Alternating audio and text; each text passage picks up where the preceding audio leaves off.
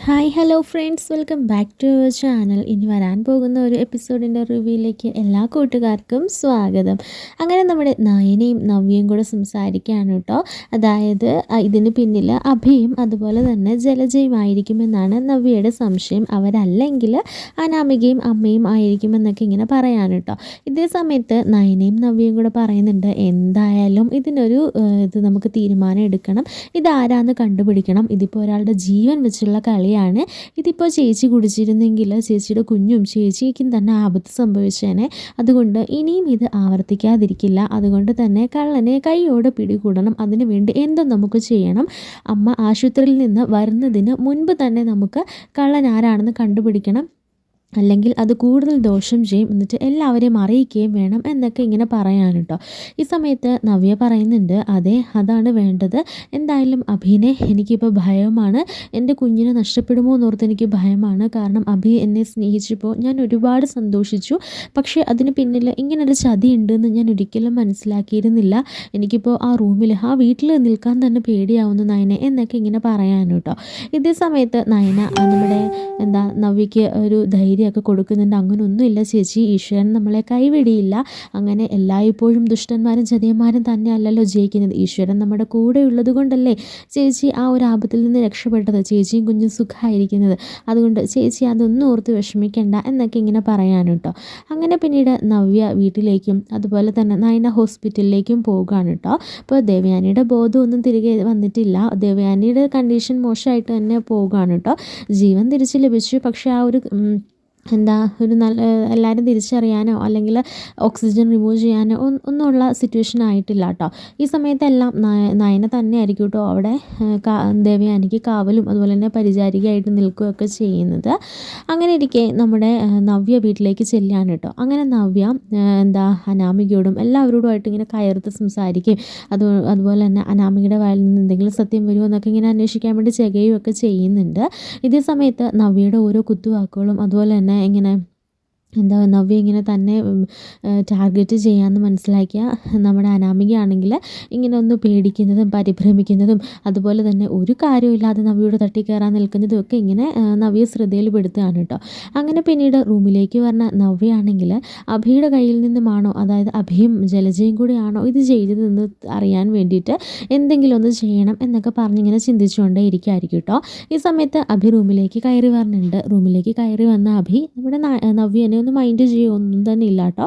ആ ഒരു പഴയ ആ ഒരു സ്നേഹമൊന്നും അങ്ങനെ കാണിക്കണില്ല. അത് കാണുമ്പോൾ തന്നെ നമ്മുടെ നവ്യയ്ക്ക് ഡൗട്ട് അടിക്കുകയാണ് കേട്ടോ. അങ്ങനെ നവ്യ എന്നിട്ട് നേരിട്ട് തന്നെ അഭിയോട് പറയാണ് കേട്ടോ, നയന ഉണ്ടാക്കി വെച്ചിരുന്ന പാല് അത് എനിക്കുള്ളതായിരുന്നു. അപ്പോൾ എന്നെയും എൻ്റെ കുഞ്ഞിനെയും അപായപ്പെടുത്താൻ വേണ്ടിയിട്ട് ആരോ കരുതി കൂട്ടി ചെയ്തതാണിത്. പക്ഷേ അത് വല്യമ്മ കുടിച്ചു. എന്തോ ഈശ്വരഭാഗ്യം കൊണ്ട് എനിക്കൊന്നും സംഭവിച്ചില്ല. പക്ഷേ വല്യമ്മ ഇപ്പോൾ അവിടെ കിടക്കുന്നു. എന്തായാലും ഒരാളുടെ ജീവനല്ലേ, ഇതാരാണ്, ഇതിന് പിന്നിൽ ആരാണെന്ന് എനിക്ക് കണ്ടുപിടിക്കണം. അഭി, ഞാനൊരു കാര്യം ചോദിച്ചിട്ടെ, ഇന്നലെ നിനക്ക് എന്നോട് എന്ത് സ്നേഹമായിരുന്നു. എന്നെ ചേർത്ത് പിടിക്കുന്നു, കെട്ടിപ്പിടിക്കുന്നു, എന്നെ പുറത്ത് കൊണ്ടുപോകുന്നു, ഫുഡ് വാങ്ങിച്ചു തരുന്നു, വീട്ടിൽ കൊണ്ടുപോകുന്നു. ഇന്നെന്താ ആ സ്നേഹമൊന്നും ഇല്ലാത്തത്? അതെന്താ ഇന്നലെ ഞാൻ ആ പാല് കുടിച്ചതോടുകൂടി തട്ടിപ്പോകുന്നുവല്ലോ വിചാരിച്ചു നീ എന്നൊക്കെ ഇങ്ങനെ ചോദിക്കാൻ കേട്ടോ.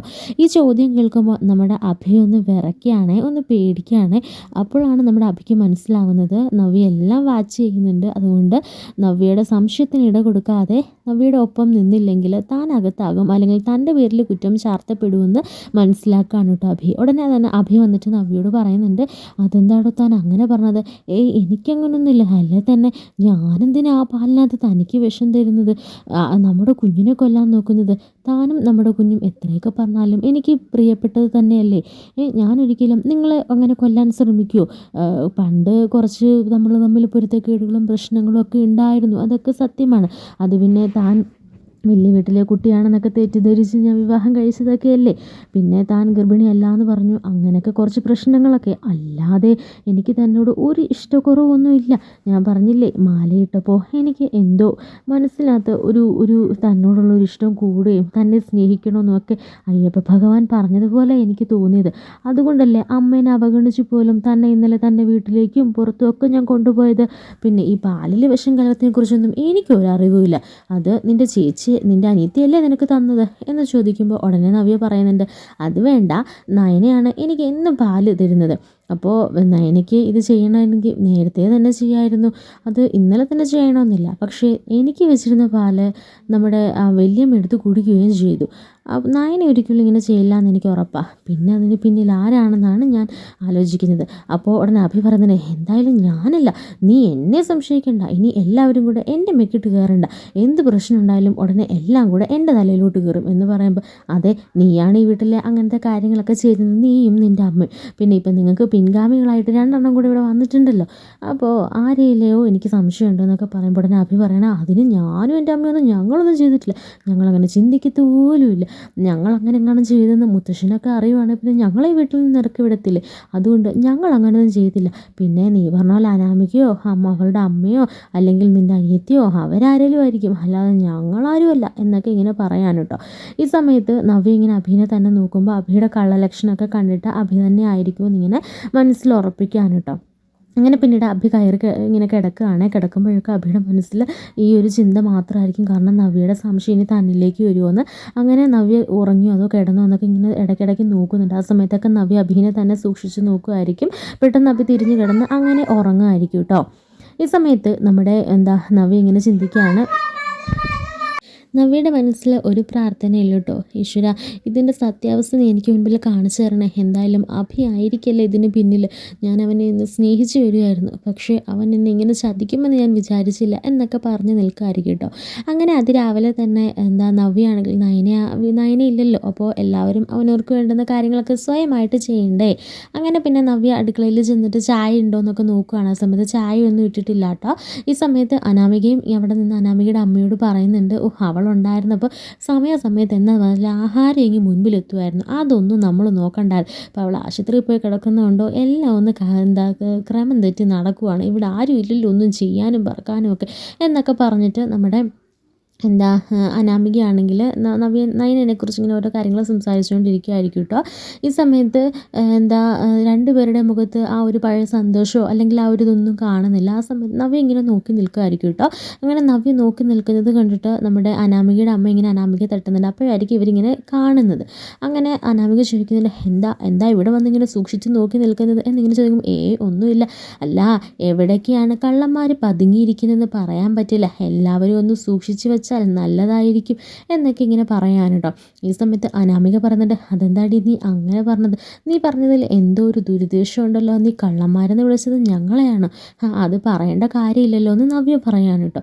എന്നാലേ ആ വർത്താനം ഇനി വേണ്ട, ഇവിടെ മുഖം മറച്ചും ഗർഭിണിയാണെന്ന് കള്ളം പറഞ്ഞുമൊക്കെ കയറി വന്നത് ആരാണെന്ന് എല്ലാവർക്കും അറിയാം, അതുകൊണ്ടല്ലേ ഇവിടുത്തെ അമ്മായിമ്മമാർ നിങ്ങളെ രണ്ടുപേരും അംഗീകരിക്കാതെ എന്നെ അംഗീകരിച്ചത്, ഞാനാണ് അനന്തപുരിയിലെ മരുമകളെന്ന് പറഞ്ഞത്, എന്നിട്ട് ഇത്രയും നെകളിപ്പൊന്നും പാടില്ല, വയറ്റിലൊരു കുഞ്ഞുണ്ടെന്നും പറഞ്ഞുകൊണ്ട് വലിയ ആളൊന്നും ആവാൻ പോകണ്ട, സ്വന്തം അനിയത്തി തന്നെയാണല്ലോ ചേച്ചിക്ക് വിഷം കലർത്തി വെച്ചിരുന്നത് എന്നൊക്കെ ഇങ്ങനെ പറയാണ് കേട്ടോ.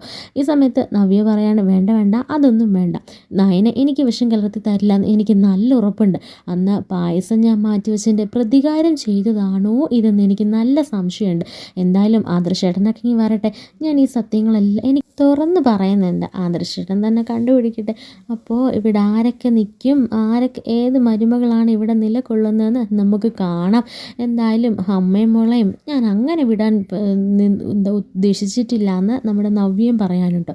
അങ്ങനെ നവ്യ ഇങ്ങനെ നടന്നു പോയിട്ട് തിരികെ ഇങ്ങനെ നോക്കുമ്പോൾ രണ്ടുപേരും പരിഭ്രമിച്ച് മുഖത്തോട്ട് മുഖം നോക്കി നിൽക്കുന്നത് കാണിക്കുന്നുണ്ട് കേട്ടോ. ഇതിലൂടെ തന്നെ നമ്മുടെ നവ്യയ്ക്ക് നല്ല സംശയം തോന്നുന്നുണ്ട് കേട്ടോ, അതായത് നല്ല ഡൗട്ട് അടിക്കുന്നുണ്ട് ഇവർ തന്നെയാണോ എന്നൊക്കെ. അങ്ങനെ പിന്നീട് നവ്യ പോയതിന് ശേഷം നമ്മുടെ അനാമികയുടെ അമ്മയാണെങ്കിൽ അനാമികയോട് പറഞ്ഞിട്ട്, മോളെ സത്യം ഇനി അവൾ പറഞ്ഞതുപോലെ കണ്ടുപിടിക്കുമോ, ഇനി ആരെങ്കിലും ചൂണ്ടുവിരൽ നമ്മുടെ ദേഹത്തേക്ക് നീട്ടുമോ, എന്താ മോളെ ചെയ്യുക, എനിക്കാണെങ്കിൽ ആകെ പേടിയാവുന്നു, ഞാൻ വീട്ടിലോട്ട് പൊക്കോട്ടെ മോളെ എന്നൊക്കെ ചോദിക്കാൻ. അമ്മ എന്നെ ഇവിടെ തനിച്ചാക്കിയിട്ട് വീട്ടിലേക്ക് പോകാനോ, അല്ലാതെ പിന്നെ വല്ല കൊലക്കുറ്റമൊക്കെ ഇനി വന്നാൽ എനിക്ക് താങ്ങാൻ പറ്റില്ല എൻ്റെ മോളെ എന്നൊക്കെ ഇങ്ങനെ പറയാൻ കേട്ടോ. അത് കേൾക്കുമ്പോൾ നമ്മുടെ നവ്യ അത് കേൾക്കുകയാണ് കേട്ടോ. നവ്യ എന്ന് പറയുന്ന കാലത്തേക്കാണെങ്കിൽ കൂർമ്മ ബുദ്ധിയാണ്, സീഡിപ്പണി പോലെയല്ല അവളെല്ലാം കണ്ടുപിടിക്കുന്നത്, ഇനി നമ്മൾ തന്നെയാണത് ചെയ്തതെന്ന് മനസ്സിലാക്കുമോ മോളെ എന്നൊക്കെ ഇങ്ങനെ ചോദിക്കുന്നത് നമ്മുടെ നവ്യ ഒളിഞ്ഞു നിന്ന് കേൾക്കാൻ കേട്ടോ. അങ്ങനെ ഇവർ തന്നെയാണത് ചെയ്തതെന്ന് മനസ്സിലാക്കാൻ കേട്ടോ നവ്യ. അങ്ങനെ ആയിരിക്കും ഇനിയത്തെ എപ്പിസോഡ്.